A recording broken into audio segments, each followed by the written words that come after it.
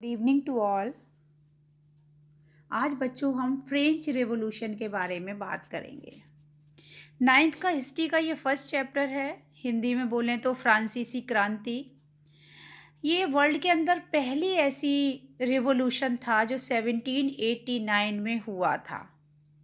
यहाँ से लोगों को पता चला कि रेवोल्यूशन कैसा होता है, किस तरह से हम अपनी आवाज़ को उठा सकते हैं और हमारे सामने जो भी सरकार है, चाहे वो मोनार्की सिस्टम हो, राजा का शासन हो, या फिर वो डेमोक्रेसी हो, या फिर वो डिक्टेटरशिप हो, उसके खिलाफ हम आवाज़ उठा सकते हैं। इस सब के लिए आज हम बात करेंगे यूरोप के एक देश फ्रांस में जो फ्रेंच रेवोल्यूशन हुआ, जिसे फ्रांसीसी क्रांति का नाम दिया गया, ये 1789 में हुआ। तो यहाँ से आपका वन वर्ड क्वेश्चन आपसे पुटअप कर लिया जाता है कि वर्ल्ड के अंदर पहली जो फ्रेंच रिवॉल्यूशन या पहली रिवॉल्यूशन कहाँ हुई थी, फ्रांस में हुई थी, कब हुई थी? 1789 में हुई थी। यहाँ जब आप चैप्टर स्टार्ट करेंगे तो आप चैप्टर में देखेंगे कि फ्रांस का जो शहर है पेरिस, यहाँ पर आतंक का माहौल है और यहाँ का जो सम्राट है, जो मोनार्क है, जो राजा है, उसने नागरिक, वहाँ के जो लोग हैं, उनको सेना को आदेश दे दिया है कि उन पर गोलियां चलाएं। वहाँ के लोग, औरतें और आदमी जो है टाउन हॉल के सामने इकट्ठे हुए हैं और सेना को आदेश देने के लिए राजा ये चाह रहा है कि किस तरह से उनको सबको मरवा दिया जाए और बास्तील के किले को। लेकिन सेना में इतनी ताकत है कि उसने क्या किया, बास्तील के किले की जेल थी वहाँ पर, उसको तोड़ दिया।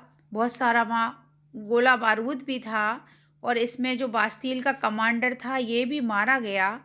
तो ये सब रेवोल्यूशन कैसे हुआ, इसके लिए आइए आपको एक स्टोरी बताते हैं और ये स्टोरी आपकी है फ्रेंच रेवोल्यूशन की। तो फ्रेंच रेवोल्यूशन में आप सबसे पहले तो थोड़ा सा ये समझ लें कि फ्रांस में रेवोल्यूशन क्यों हुआ।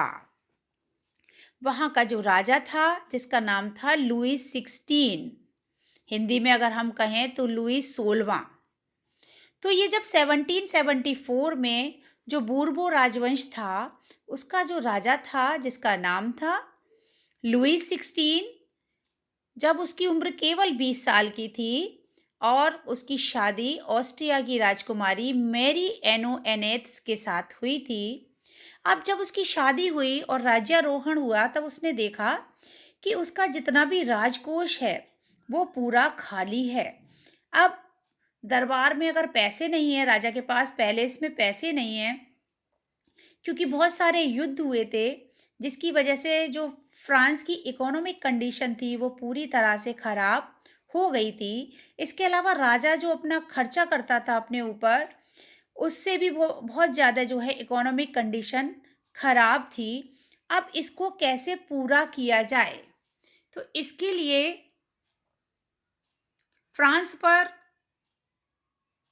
जब लुई 16 का राजा बना था तो फ्रांस ने अमेरिका के 13 उपनिवेशों को साझा शत्रु ब्रिटेन के आज़ाद कराने में सहायता दी थी। अब जब ये युद्ध में था तो फ्रांस पर लगभग 10 अरब लिब्रे से भी अधिक कर्ज हो गया। अब ये लिब्रे क्या है? Libre is the currency of France. France की करेंसी है, इसका नाम लिब्रे है।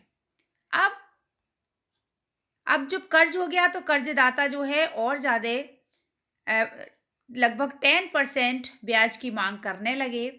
तो जो फ्रेंच गवर्नमेंट थी उसने अपने बजट का बहुत बड़ा हिस्सा जो है कर्ज चुकाने पर खर्च किया। लेकिन अब सेना के रखरखाव, राज दरबार, सरकारी जो ऑफिस थे, इन सब का खर्चा कैसे चले, तो इसके लिए उसने क्या करा, टैक्स लगा दिए।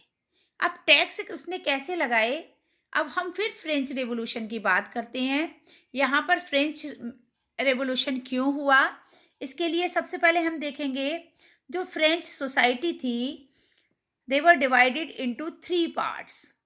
फर्स्ट एस्टेट पादरी वर्ग, सेकंड एस्टेट कुलीन वर्ग, थर्ड एस्टेट बड़े बड़े व्यवसायी थे, व्यापारी थे, इसमें वकील भी थे, डॉक्टर्स भी थे, फार्मर्स भी थे, कारीगर भी थे, नौकर भी थे और छोटे मजदूर और किसान भी थे। तो सबसे पहले आप ये समझ लेंगे कि जो हमारा हम फ्रांस की बात कर रहे हैं और फ्रांस की जो सोसाइटी थी वो 3 पार्ट्स में बटी हुई थी, फर्स्ट एस्टेट, सेकंड एस्टेट और थर्ड एस्टेट।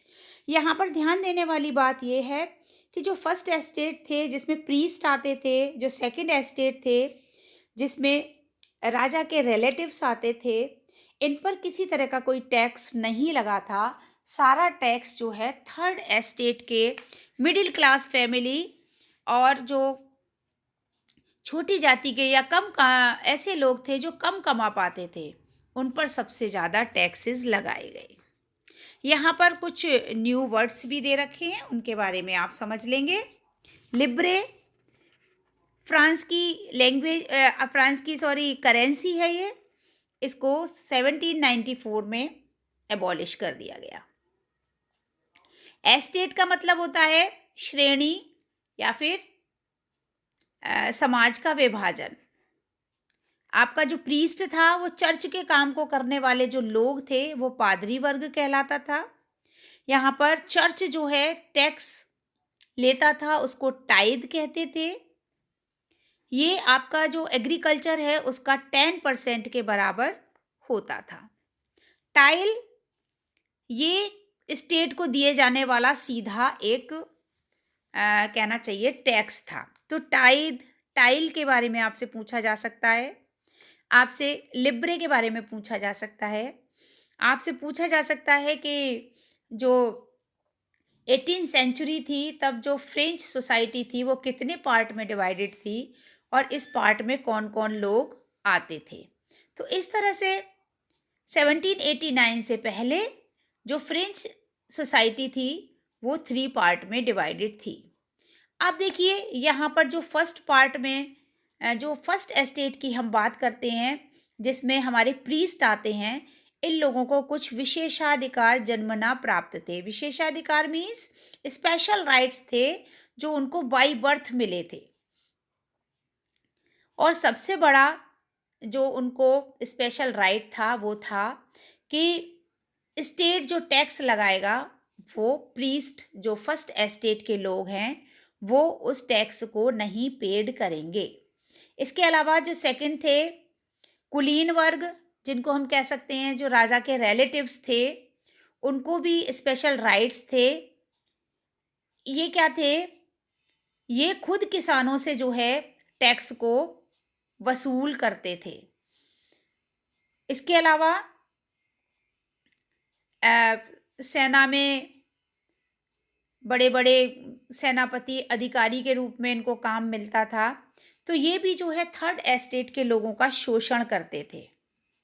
यहाँ पर एक हम टिथे धार्मिक कर रिलीजियस टैक्स के बारे में बात करते हैं। तो ये किसानों से लिया जाता था 10% उनकी उपज का। कहें तो जो थर्ड एस्टेट के लोग थे उनको कई तरह से टैक्सेस को पेड करना पड़ता था, चाहे वो आपका टाइद हो या टाइल हो, ये सारे टैक्सेस उनको पेड करने पड़ते थे। अब आपसे एक क्वेश्चन ये किया जा सकता है बच्चों कि ये जो रिवॉल्यूशन हुआ, ये रिवॉल्यूशन क्यों हुआ? सबसे पहले आपसे कॉजेस पूछे जा सकते हैं। तो फर्स्ट कॉज तो यही रहेगा कि जो फर्स्ट एस्टेट और सेकंड एस्टेट के लोग थे जिनको बहुत सारे राइट्स मिले थे, लेकिन जो थर्ड एस्टेट के लोग थे दे हैव नो राइट्स, उनके पास कोई अधिकार नहीं थे और ज़्यादा से ज़्यादा टैक्सेस उनसे ही लिए जाते थे। तो एक विरोध का अपोज करने का एक कारण ये था। ये हमारा फर्स्ट वीडियो है और इसके बाद सेकंड वीडियो में आप आगे देखेंगे कि किस तरह से लोगों ने संघर्ष किया और इस रिवॉल्यूशन को आगे बढ़ाया।